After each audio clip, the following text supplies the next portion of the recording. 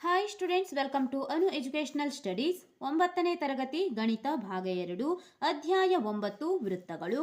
ಹಿಂದಿನ ವಿಡಿಯೋದಲ್ಲಿ ನಾವು ಅಭ್ಯಾಸ 9.2ರ 1 ಮತ್ತು 2ನೇ ಪ್ರಶ್ನೆಗಳಿಗೆ ಉತ್ತರಿಸಿದ್ದೇವೆ. ಈ ವಿಡಿಯೋದಲ್ಲಿ 3 ಮತ್ತು 4ನೇ ಪ್ರಶ್ನೆಗಳಿಗೆ ಉತ್ತರಿಸೋಣ. ಪ್ರಶ್ನೆ ನಂಬರ್ 3. ಒಂದು ವೃತ್ತದ ಸಮಜ್ಜಾಗಳು ಪರಸ್ಪರ ವೃತ್ತದೊಳಗೆ ಛೇದಿಸಿದರೆ ಛೇದಕ ಬಿಂದುವನ್ನು ಕೇಂದ್ರಕ್ಕೆ ಸೇರಿಸುವ ರೇಖೆಯು ಜಾಗಳೊಂದಿಗೆ ಸಮನಾದ ಕೋನಗಳನ್ನು ಉಂಟು ಮಾಡುತ್ತದೆ ಎಂದು ಸಾಧಿಸಿ. ನಾವು ಪ್ರಶ್ನೆ ನಂಬರ್ 2ರಲ್ಲಿ ಇದೇ ರೀತಿಯ ಸಾಧನೆಯನ್ನ ಸಾಧಿಸಿದ್ದೇವೆ. ಈಗೂ ಕೂಡ ನಾವು ಅದೇ ಚಿತ್ರವನ್ನ ತೆಗೆದುಕೊಂಡು ಇಲ್ಲಿ ಈ ಸಮಜ್ಜಾಗಳು ಪರಸ್ಪರ ವೃತ್ತದೊಳಗೆ ಛೇದಿಸಿದಾಗ ಛೇದಕ ಬಿಂದುವನ್ನು ಕೇಂದ್ರಕ್ಕೆ ಸೇರಿಸುವ ರೇಖೆಯು ಜಾಗಳೊಂದಿಗೆ ಸಮನಾದ ಕೋನಗಳನ್ನು ಉಂಟು ಮಾಡುತ್ತದೆ ಎಂದು ಸಾಧಿಸೋಣ. ಇಲ್ಲೂ ಕೂಡ ನಾವು ಪ್ರಶ್ನೆ ನಂಬರ್ 2ರಲ್ಲಿ ತೋರಿಸಿರುವಂತಹ ಚಿತ್ರವನ್ನೇ ಬಿಡಿಸಬೇಕು. ಆದರೆ ಇಲ್ಲಿ ಅಕ್ಷರಗಳನ್ನು ಬೇರೆ ಬೇರೆಯಾಗಿ ತೆಗೆದುಕೊಂಡಿದ್ದೇವೆ. ದತ್ತ AB = CD ಸಾಧನೀಯ. AB = CD ಅಂದರೆ ಇವು ಸಮಜ್ಜಾಗಳಾಗಿದ್ದಾವೆ. ಪ್ರಶ್ನೆಯಲ್ಲಿ ಸಮಜ್ಜಾಗಳು ಎಂದು ಕೊಟ್ಟಿರುವುದರಿಂದ AB CDಗೆ ಸಮನಾಗಿದೆ ಎಂದು ಬರೆದುಕೊಂಡು ದತ್ತವಾಗಿ ತೆಗೆದುಕೊಳ್ಳಿ. ದತ್ತ AB = CD. ಪ್ರಶ್ನೆಯಲ್ಲಿ AB CDಗೆ ಸಮನಾಗಿದೆ ಅಂದರೆ ಸಮನಾದ ಜಾಗಳು ಎಂದು ಹೇಳಿದ್ದಾರೆ. ಆದ್ದರಿಂದ ದತ್ತ AB = CD ಆಗಿದೆ. ಸಾಧನೀಯ, ನಾವು ಇಲ್ಲಿ ಸಾಧಿಸಬೇಕಾಗಿರುವುದನ್ನು ಬರೆಯಬೇಕು. ಸಾಧನೀಯ OXA = OXC. OXA = OXC. ಈ ಕೋನಕ್ಕೆ ಸಮನಾಗಿದೆ ಎಂದು ನಾವು ಈಗ ಕಂಡುಹಿಡಿಯಬೇಕು ಅಥವಾ ಸಾಧಿಸಬೇಕಾಗಿದೆ. ಅಂದರೆ ಇಲ್ಲಿ ಈ ವೃತ್ತದಲ್ಲಿ ಸಮಜ್ಜಾಗಳು ಪರಸ್ಪರ ಛೇದಿಸಿದಾಗ ಸಮನಾಗಿ ಛೇದಿಸಿದಾಗ ಛೇದಕ ಬಿಂದುವನ್ನು ಕೇಂದ್ರಕ್ಕೆ ಸೇರಿಸುವ ರೇಖೆಯು ಜಾಗಳೊಂದಿಗೆ ಉಂಟು ಮಾಡುವ ಕೋನಗಳು ಸಮನಾಗಿರುತ್ತದೆ ಅಥವಾ ಸಮಕೋನಗಳನ್ನು ಉಂಟು ಮಾಡುತ್ತದೆ ಎಂದು ಅರ್ಥ. ಇನ್ನೊಮ್ಮೆ ಗಮನಿಸಿ, ಒಂದು ವೃತ್ತದಲ್ಲಿ ಸಮಜ್ಜಾಗಳು ಪರಸ್ಪರ ಛೇದಿಸಿದಾಗ ಛೇದಕ ಬಿಂದುವನ್ನು ಕೇಂದ್ರ ಬಿಂದುವಿಗೆ ಸೇರಿಸುವ ರೇಖೆಯು ಈ ಜಾ ಮತ್ತು ಈ ಜಾಗಳೊಂದಿಗೆ ಸಮನಾದ ಕೋನಗಳನ್ನು ಉಂಟು ಮಾಡುತ್ತದೆ ಎಂದು ನಾವು ಕಂಡುಹಿಡಿಯಬೇಕಾಗಿದೆ. ಈ ಕೋನಕ್ಕೆ ಸಮನಾಗಿರುತ್ತದೆ ಎಂದು ಕಂಡುಹಿಡಿಯಬೇಕು. ಆದ್ದರಿಂದ OXA = OXC ಎಂದು ಬರೆದಿದ್ದೇವೆ. ಸಾಧನೀಯವಾಗಿದೆ. ಈಗ ನಾವು ಸಮ ಎಂದು ಸಾಧಿಸುವಾಗ ಲಂಕ ಬ ಸರ್ವಸಮ ತ್ರಿಭುಜಗಳ ನಿಯಮದ ಪ್ರಕಾರವನ್ನು ಉಪಯೋಗಿಸಬೇಕು. ಅಂದರೆ ಲಂಬಕೋನ, ಕರ್ಣ ಮತ್ತು ಬಾಹು. ಈಗ ನಾವು ಕೇಂದ್ರ ಬಿಂದುವಿನಿಂದ ಜಾಗಳಿಗೆ ಒಂದು ಲಂಬವಾಗಿ ರೇಖೆಗಳನ್ನು ಎಳೆದಿದ್ದೇವೆ. ABಗೆ ಲಂಬವಾಗಿ OM ರೇಖೆ ಮತ್ತು DCಗೆ ಲಂಬವಾಗಿ ON ರೇಖೆಯನ್ನು ಎಳೆಯಲಾಗಿದೆ. ಈಗ OMX ಮತ್ತು ONX ಇವೆರಡೂ ಕೂಡ ತ್ರಿಭುಜಗಳಾಗಿದ್ದಾವೆ. ಈ ಎರಡೂ ತ್ರಿಭುಜಗಳು ಸರ್ವಸಮ ಎಂದು ನಾವು ಸಾಧಿಸಿ ನಂತರ OXA OXCಗೆ ಸಮನಾಗಿದೆ ಎಂದು ಸಾಧಿಸಬಹುದು. ಮೊದಲನೆಯದಾಗಿ ನಾವು OXM ಮತ್ತು ONX ಇವೆರಡು ಸರ್ವಸಮ ಎಂದು ಸಾಧಿಸುವಾಗ ಲಂಬಕೋನ, ಕರ್ಣ ಮತ್ತು ಬಾಹುಗಳು ಸಮನಾಗಿವೆ ಎಂದು ಸಾಧಿಸಿಕೊಳ್ಳಬೇಕು. ಮೊದಲನೆಯದಾಗಿ ನಾವು ಸಾಮಾನ್ಯ ಬಾಹುವನ್ನು OX ಎಂದು ತೆಗೆದುಕೊಂಡಿದ್ದೇವೆ. ಅಂದರೆ ತ್ರಿಭುಜ OMXಗೂ ಮತ್ತು ONXಗೂ ಸಮನಾದ ಬಾಹು OX ಆಗಿದೆ. ಎರಡಕ್ಕೂ ಒಂದೇ ಬಾಹು. ಆದ್ದರಿಂದ ತ್ರಿಭುಜ OMX ಮತ್ತು ತ್ರಿಭುಜ ONXಗಳಲ್ಲಿ ಈ ಎರಡು ತ್ರಿಭುಜಗಳಲ್ಲಿ OX = OX ಸಾಮಾನ್ಯ ಬಾಹು ಎಂದು ಬರೆದುಕೊಳ್ಳಿ. OX ಇವೆರಡಕ್ಕೂ ಸಾಮಾನ್ಯ ಬಾಹುವಾಗಿದೆ. ಒಂದು ಬಾಹುವನ್ನು ತೆಗೆದುಕೊಂಡಿದ್ದೇವೆ. OM = ON, OM = ON ಇವುಗಳು ಸಮಜ್ಜಾದ ವೃತ್ತ ಕೇಂದ್ರದಿಂದ ಸಮದೂರದಲ್ಲಿರುತ್ತವೆ. ಸಮಜ್ಜಾದ ವೃತ್ತ ಕೇಂದ್ರದಿಂದ ಅಥವಾ ಈ ಸಮಜ್ಜಾಕ್ಕೆ ವೃತ್ತ ಕೇಂದ್ರದಿಂದ ಸಮದೂರದಲ್ಲಿರುತ್ತವೆ. ಜಾಕ್ಕೆ ವೃತ್ತ ಕೇಂದ್ರದಿಂದ ಎಳೆದ ಲಂಬ ಎಂದರೆ ಇದು ವೃತ್ತ ಕೇಂದ್ರದಿಂದ ಜಾಕ್ಕಿರುವ ದೂರ. ಇಲ್ಲೂ ಕೂಡ ವೃತ್ತ ಕೇಂದ್ರದಿಂದ ಈ ಜಾಗಿರುವ ದೂರ ಇಲ್ಲಿದೆ. ON ಮತ್ತು OM ಸಮದೂರದಲ್ಲಿರುವುದರಿಂದ OM = ON ಎಂದು ಬರೆದುಕೊಳ್ಳಿ. OM = ON ಕಾರಣ ಸಮಜ್ಜ ವೃತ್ತ ಕೇಂದ್ರದಿಂದ ಸಮದೂರದಲ್ಲಿರುತ್ತದೆ ಎಂದು ನೀವು ಬರೆಯಬೇಕು. ಈಗ ಕೋನವನ್ನು ತೆಗೆದುಕೊಳ್ಳೋಣ. OMX = ONX ವೃತ್ತ ಕೇಂದ್ರದಿಂದ ಜಾಗೆ ಎಳೆದ ರೇಖೆಯು ಲಂಬವಾಗಿರುತ್ತದೆ. OMX ಮತ್ತು ONX ಇವುಗಳು ಲಂಬ ಕೋನ ಎಂದು ನಾವು ತೆಗೆದುಕೊಂಡಿದ್ದೇವೆ. ಪರಸ್ಪರ ಒಂದಕ್ಕೊಂದು ಸಮನಾಗಿವೆ, ಏಕೆಂದರೆ ವೃತ್ತ ಕೇಂದ್ರದಿಂದ ಜಾಗೆ ಎಳೆದ ರೇಖೆ ಲಂಬವಾಗಿರುತ್ತದೆ. ಇಲ್ಲಿ ಲಂಬ ಕೋನವನ್ನು ಉಂಟು ಮಾಡಿದೆ, ಅದನ್ನೇ ಇಲ್ಲಿ ನಾವು ಕಾರಣದಲ್ಲಿ ಬರೆದಿದ್ದೇವೆ. ವೃತ್ತ ಕೇಂದ್ರದಿಂದ ಜಾಗೆ ಎಳೆದ ರೇಖೆಯು ಲಂಬವಾಗಿರುತ್ತದೆ ಎಂದು ಬರೆಯಬೇಕು. ಇವೆರಡು ಇಲ್ಲಿ 90 ಡಿಗ್ರಿಗೆ ಸಮನಾಗಿವೆ. ಈಗ ನೀವು ಗಮನಿಸಬಹುದು, ಒಂದು ಬಾಹು ಅಥವಾ ಇದನ್ನು ನಾವು ಕರ್ಣ ಎಂದು ತೆಗೆದುಕೊಳ್ಳಬಹುದು. ಇದು OX ಎನ್ನುವುದು ಕರ್ಣವಾಗಿದೆ.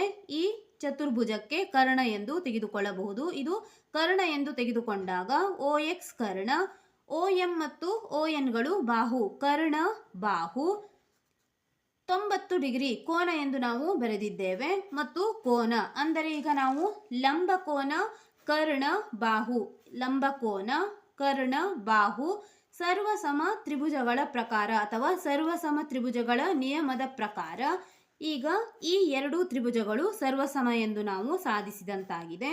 ಒಂದು ಕರ್ಣ, ಎರಡು ಬಾಹು ಮತ್ತು ಎರಡು ಕೋನಗಳು ಸಮನಾದಾಗ ಈ ಎರಡು ತ್ರಿಭುಜಗಳು ಸರ್ವಸಮವಾಗಿದ್ದಾವೆ. ಆದ್ದರಿಂದ ತ್ರಿಭುಜ OMX ಸರ್ವಸಮ ತ್ರಿಭುಜ ONX. ಈ ತ್ರಿಭುಜಕ್ಕೆ ಸರ್ವಸಮ ಎಂದು ನಾವು ಬರೆಯಲಾಗಿದೆ. ಈ ತ್ರಿಭುಜಕ್ಕೆ ಸರ್ವಸಮವಾದಾಗ ಈ ಕೋನಕ್ಕೂ ಕೂಡ ಸಮನಾಗಿರಬೇಕು. ಆದ್ದರಿಂದ ಕೋನ OXM ಕೋನ OXN ಆಗುತ್ತದೆ. OXM ಕೋನ OXN ಕೋನಕ್ಕೆ ಸಮನಾಗಿದೆ. ಅಂದರೆ ಈ ಕೋನ ಈ ಕೋನಕ್ಕೆ ಸಮ, ಈ ಕೋನ ಈ ಕೋನಕ್ಕೆ ಸಮನಾದಾಗ OXM ಕೋನ OXAಗೂ ಕೂಡ ಸಮನಾಗಿರುತ್ತದೆ. ಇವೆರಡು ಒಂದೇ ಕೋನವಾಗಿವೆ. ಮತ್ತು OXN ಎಂದರೆ OXC ಕೋನವೇ ಆಗಿದೆ. ಆದ್ದರಿಂದ OXA ಎಂದು ನಾವು OXM ಕೋನವನ್ನು ಬರೆಯೋಣ. OXM ಅನ್ನು OXA ಎಂದು ಬರೆದಿದ್ದೇವೆ. OXA OXN ಅನ್ನು OXC ಎಂದು ಬರೆದಿದ್ದೇವೆ. OXC ಆಗಿದೆ. ಸಾಧಿಸಿದೆ. ಇಲ್ಲಿ ನಾವು ಸಾಧನೀಯವಾಗಿ ಕೋನ OXA ಕೋನ OXC ಎಂದು ತೆಗೆದುಕೊಂಡಿದ್ದೇವೆ.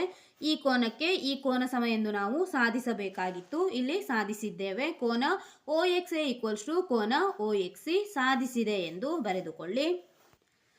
ಪ್ರಶ್ನೆ ನಂಬರ್ 4. ಒಂದು ರೇಖಾಖಂಡವು O ಕೇಂದ್ರವಿರುವ ಎರಡು ಏಕಕೇಂದ್ರೀಯ ವೃತ್ತಗಳನ್ನು ಒಂದೇ ಕೇಂದ್ರವಿರುವ ವೃತ್ತಗಳು ಎಂದು ಕೊಟ್ಟಿದ್ದಾರೆ.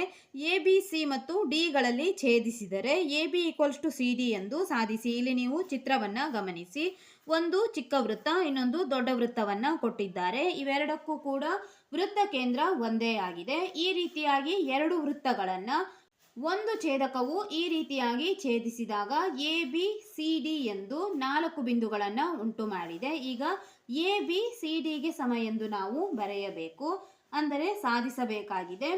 ಮೊದಲನೆಯದಾಗಿ BCಯನ್ನು ನಾವು ಸಣ್ಣ ವೃತ್ತದ ಜ್ಯಾವನ್ನಾಗಿ ತೆಗೆದುಕೊಳ್ಳೋಣ. ನಂತರ ADಯನ್ನು ದೊಡ್ಡ ವೃತ್ತದ ಜ್ಯಾವಾಗಿ ತೆಗೆದುಕೊಂಡು ಓದಿಂದ ಅಂದರೆ ಕೇಂದ್ರ ಬಿಂದುವಿನಿಂದ ನಾವು BCಗೆ ಅಥವಾ ADಗೆ ಲಂಬ ರೇಖೆಯನ್ನು ಎಳೆದು ಇಲ್ಲಿ AB CD ಎಂದು ಸಾಧಿಸೋಣ.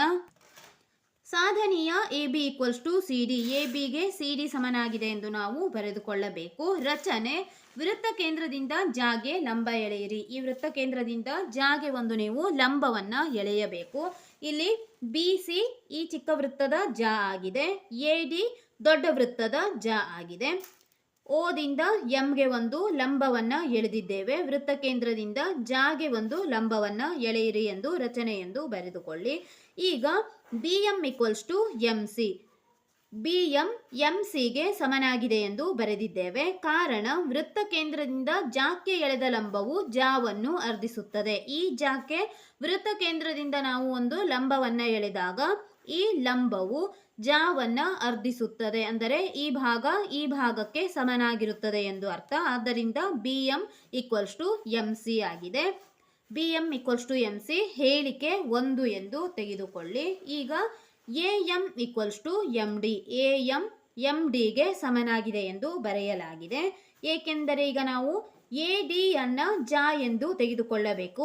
AD ದೊಡ್ಡ ವೃತ್ತದ ಜಾ ಆಗಿದೆ. ಈ ಜಾಗೆ ವೃತ್ತ ಕೇಂದ್ರದಿಂದ ಒಂದು ಲಂಬವನ್ನು ಎಳೆದಾಗ ಈ ಲಂಬವು ಈ ಜಾವನ್ನ ಸಮನಾಗಿ ಅರ್ಧಿಸುತ್ತದೆ. ಅದನ್ನೇ ನಾವು ಇಲ್ಲಿ ಕಾರಣದಲ್ಲಿ ಬರೆದಿದ್ದೇವೆ.